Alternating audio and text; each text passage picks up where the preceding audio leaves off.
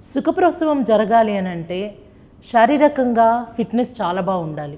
Fitness అంటే third trimester అంటే 7, 8, 9 ఈ 3 నెలలు వచ్చినప్పటి నుండి కింద కూర్చొని లేగలుగుతూ ఉండాలి.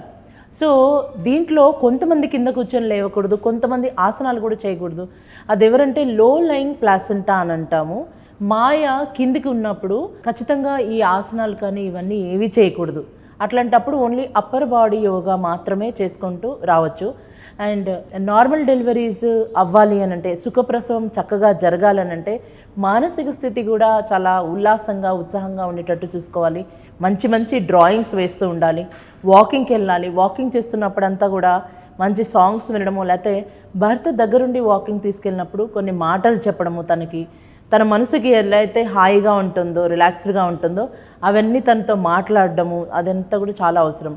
ఎప్పుడు కూడా థర్డ్ ట్రైమిస్టర్ వచ్చాక అంటే ఇంకా నెలలు నిండే కొద్దీ వ్యాయామం చాలా చక్కగా చేయగలగాలి. నెమ్మదిగా స్టార్ట్ చేయొచ్చు. ఇంతకుముందు నాకు అసలు వ్యాయామం అలవాటే లేదు, కానీ ఈ థర్డ్ ట్రైమిస్టర్ అంటే నెలలు దగ్గరకు వచ్చే కొద్దీ అంటే ప్రసవం జరగాలంటే 7వ నెల నుంచి కూడా వ్యాయామాన్ని మొదలు పెట్టవచ్చు. కానీ ఒక గురు పర్యవేక్షణలో కనుక ప్రతిరోజు వ్యాయామం చేయగలిగితే బాడీ కూడా చాలా చక్కగా సెట్ అవుతూ వస్తుంది.